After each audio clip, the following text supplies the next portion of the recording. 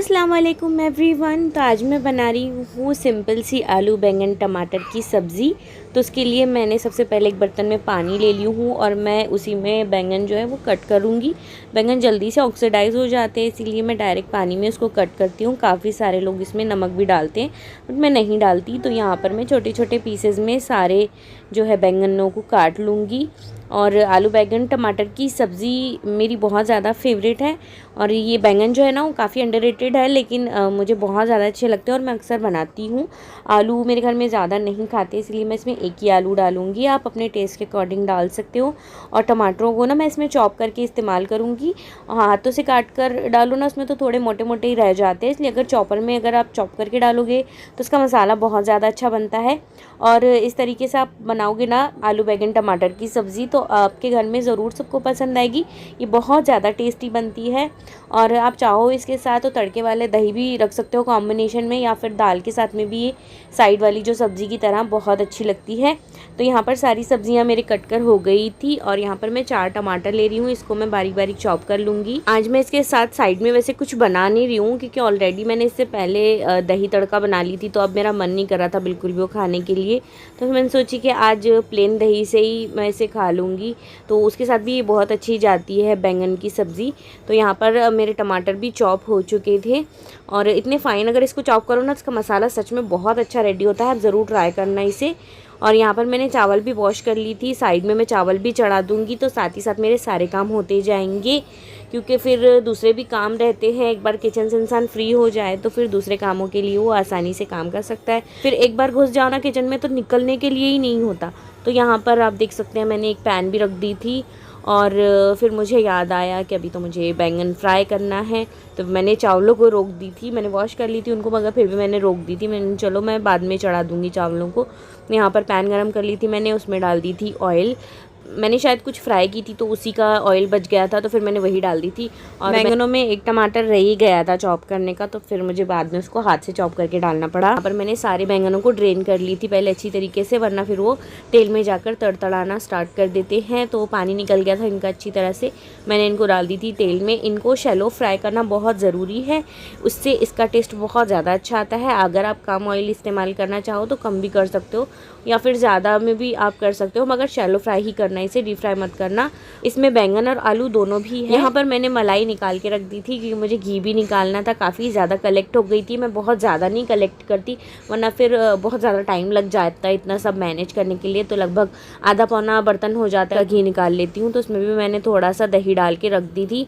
और यहाँ पर मैं जल्दी जल्दी से रोटियां बना लेती हूँ। आटा भी मेरा गूंदा हुआ था थोड़ा सा, तो फिर अब मुझे गूंदने की ज़रूरत नहीं थी। यहाँ पर जल्दी जल्दी से मैं बना लेती हूँ रोटियाँ। एक बार रोटियाँ बन जाए तो फिर मैं दूसरा काम करूँगी, जब तक के बैंगन भी हो ही जाएंगे। सुबह से जो मैं उठती हूँ, जब से जो काम स्टार्ट होता है तो ख़त्म ही नहीं होता है। सबसे पहले तो मैं मेरे हस्बैंड का नाश्ता वगैरह करके उनको भेज देती हूँ, फिर वो एक बार चले जाते हैं तो फिर मैं ब्रेकफास्ट करती हूँ। फिर उसके बाद मेरी बेटी को मैं नाश्ता करवाती हूँ, और उसको तो इतना ज़्यादा टाइम लग जाता है कि क्या ही बताऊँ। मतलब 2-3 घंटे तो मेरे आराम से निकल ही जाते हैं। कभी कभी तो मुझे 1 बज जाता है, कभी कभी 12:30 तक हो जाता है उसका सब कुछ। उसको नहलाना भी रहता है, उसको रेडी करना रहता है, तो उसमें मेरा बहुत ज़्यादा टाइम चला जाता है। तो फिर मैं सोचती हूँ कि फ़र्स्ट प्रायोरिटी मैं बच्चे को ही दूँ, तो मैं सब उसका करती हूँ, उसके बाद ही मेरे दूसरे काम करती हूँ। मैं सोचती हूँ कि चलो काम तो मेरे होते ही रहेंगे। फिर मैं सबसे लास्ट में ही मेरा खाना वगैरह बनाती हूँ। तो जब तक ज़ोहर का वक्त हो ही जाता है, फिर मैं थोड़ा अपने लिए टाइम निकालती हूँ नमाज़ वगैरह अदा करके, फिर हम खाना खाते हैं दोपहर का। तो इसी तरह से हमारा सुबह का टाइम गुजर जाता है। और फिर शाम में भी फिर सेम काम ही रहते हैं, मतलब इतने तो ज़्यादा नहीं रहते जितने मॉर्निंग में रहते हैं। मॉर्निंग में बहुत ज़्यादा एक्स्ट्रा काम रहते हैं, जैसे झाड़ू पोछा, लॉन्ड्री वगैरह करना रहता है, तो उसमें भी बहुत ज़्यादा टाइम चला जाता है। तो अगर मुझे टाइम नहीं मिलता तो फिर मैं कभी कभी शाम में भी कपड़े धुल लेती हूँ।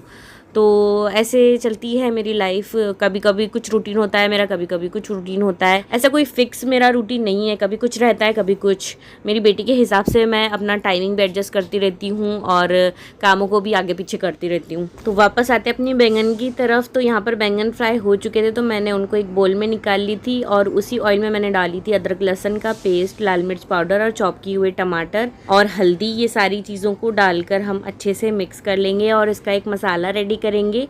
चॉप किए हुए टमाटर का मसाला बहुत जल्दी भी रेडी हो जाता है। ये टमाटर गलने में ज़्यादा टाइम भी नहीं लेते, अगर आप उसमें थोड़ा सा नमक डाल दोगे तो और भी ज़्यादा जल्दी गल जाता है। तो यहाँ पर मैं बीच बीच में इसको भी स्टर करते रह रही थी। मैंने नमक भी डाल दी थी इसमें ताकि जल्दी गल जाए। और रोटी भी मेरी लगभग होने ही वाली थी ख़त्म। आज मैंने आटा भी नहीं गूंदी थी, थोड़ा सा फ्रिज में मेरा रखा हुआ ही था, रात को मैंने गूंद कर रखी, फिर मैंने वही आटे की रोटी बना ली थी।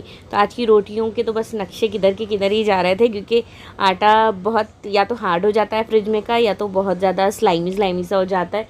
तो अजीबोगरीब रोटियाँ बनकर तैयार हो रही थी, कोई छोटी कोई बड़ी। खैर मैंने बोली चलो टाइम निकालना है कैसे भी, तो जल्दी जल्दी से बस मेरा काम हो जाए, बस वही गनीमत है। तो यहाँ पर मेरी रोटी हो चुकी थी अल्हम्दुलिल्लाह, और चावल भी काफ़ी टाइम से वेट कर रहे थे पकने के लिए, क्योंकि मैंने इसमें पानी भी डाल दी थी। मुझे कभी कभी याद ही नहीं रहता कि क्या काम करना है, तो कभी कभी ऐसी भी गड़बड़ हो जाती है काम में, थोड़ी आगे पीछे हो ही जाता है।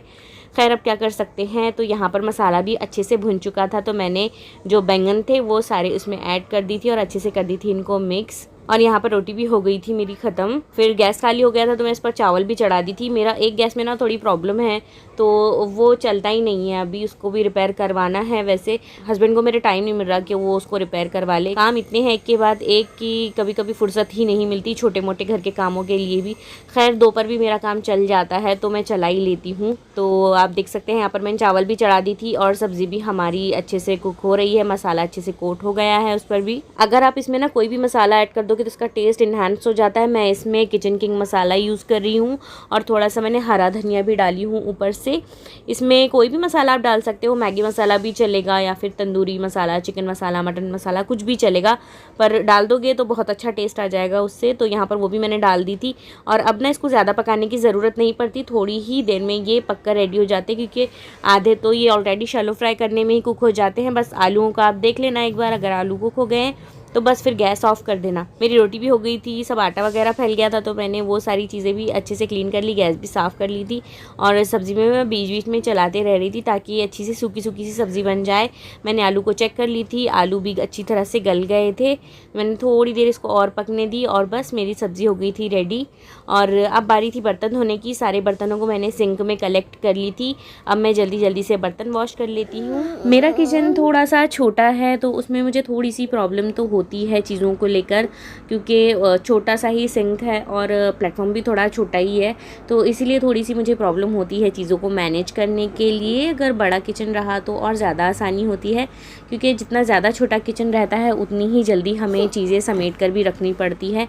और आज मेरी बेटी मुझे वॉइस ओवर करने ही नहीं दे रही है, बहुत परेशान कर रही है। वो बोल रही है कि अब रख दो, अब बहुत हो गया, क्योंकि मैं काफ़ी टाइम से बैठी हूँ, मतलब 3-4 घंटे तो हो गए हैं मैं एडिटिंग करने बैठी थी। मुझे कुछ वीडियोस मेरे पेंडिंग पड़े थे, तो पर अब वो बहुत ज़्यादा परेशान हो गई है। अब वो बोल रही है कि आप मोबाइल रख दो बिल्कुल। तो अब क्या कर सकते हैं, अब थोड़ी देर की बात है, फिर मैं खुद ही फ्री हो जाऊंगी, और दूसरे भी घर के भी काम मेरे बाकी है। पर कभी कभी बच्चा इतना ज़्यादा परेशान करता है ना कि वो मुझे वॉइस ओवर भी नहीं करने देती, इसीलिए मैं कोशिश करती हूँ कि इसके बाबा एक बार घर पर आ जाए तो उसके बाद ही मैं वॉइस ओवर करने बैठूँ, क्योंकि फिर अगर ये परेशान भी करी तो वो अपने बाबा के पास रह लेती है, वो संभाल लेते हैं इसको अल्हम्दुलिल्लाह। पर अभी कुछ दिनों से ना मैं कोशिश कर रही हूँ कि हस्बैंड के आने के पहले ही मेरे एडिटिंग वगैरह के काम निपटा लूँ, पर आज ही लड़की मुझे बहुत परेशान कर रही है। तो अब उसको मुझे एक राउंड करके लाना पड़ेगा, घर में से ही एक राउंड करके मैं उसको ला देती हूँ, तो फिर वो चुप हो जाती है। आज ये भी मुझे बहुत परेशान कर रही है। मैं सोच रही हूँ कि मेरे थोड़े से काम निपट जाए, क्योंकि अभी कुछ दिनों के बाद थोड़े मुझे कुछ इम्पॉर्टेंट काम है, तो मैं सोच रही हूँ कि अभी के ये सारे काम मेरे क्लियर हो जाए तो मैं थोड़ी फ्री हो जाऊँ। तो खैर अब क्या कर सकते हैं, अब बच्चों को इतना थोड़ी समझता है कि वो हमारी सारी प्रॉब्लम्स को समझ सके, बच्चा तो बच्चा ही है।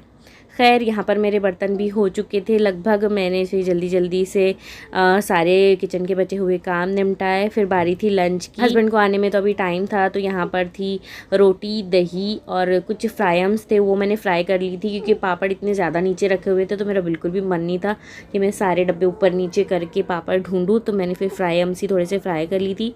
अब बारी थी शाम की, तो फिर शाम में मुझे थोड़ी सी साइकिल भी चलाना था, तो यहाँ पर मैंने लगभग आधा घंटा चला ली थी। 16 किलोमीटर्स लगभग मैं चलाती हूँ डेली। पहले तो मैं 2 टाइम साइकिलिंग करती थी, एक सुबह में भी एक शाम में भी, पर अभी बिल्कुल भी टाइम नहीं मिल रहा, दिन छोटे हो गए तो इसलिए मैं शाम में ही चलाती हूँ अब ज़्यादा करके। फिर जैसे थोड़े दिन बड़े हो जाएंगे तो फिर मैं 2 टाइम इंशाल्लाह कर लूँगी। और इसके बाद फिर मेरी बेटी का खाना बनाने का टाइम आ गया था, क्योंकि उसको भी भूख लग गई थी, तो उसके लिए मैंने दलिया रेडी की और अपने लिए मैंने जिंजर वाटर रेडी की थी। मैं कभी कभी पी लेती हूँ कि मुझे ऐसी चीज़ें ना पीना बिल्कुल भी अच्छा नहीं लगता, वो हलक से नीचे उतरती नहीं है। पर कभी कभी बहुत ज़्यादा इंसान को हेल्थ कॉन्शियस होने का बुखार आ जाता है तो कभी कभी ऐसे भी कर लेता है। तो यहाँ पर मैंने जिंजर वाटर भी पी थी। इसी तरह से गुजरा मेरा दिन। आई होप आपको पसंद आया हो। पसंद आया तो प्लीज़ लाइक एंड शेयर ज़रूर कीजिएगा। मिलती हूँ नेक्स्ट वीडियो में। अल्लाह हाफिज़। बाय बोलो। बाय।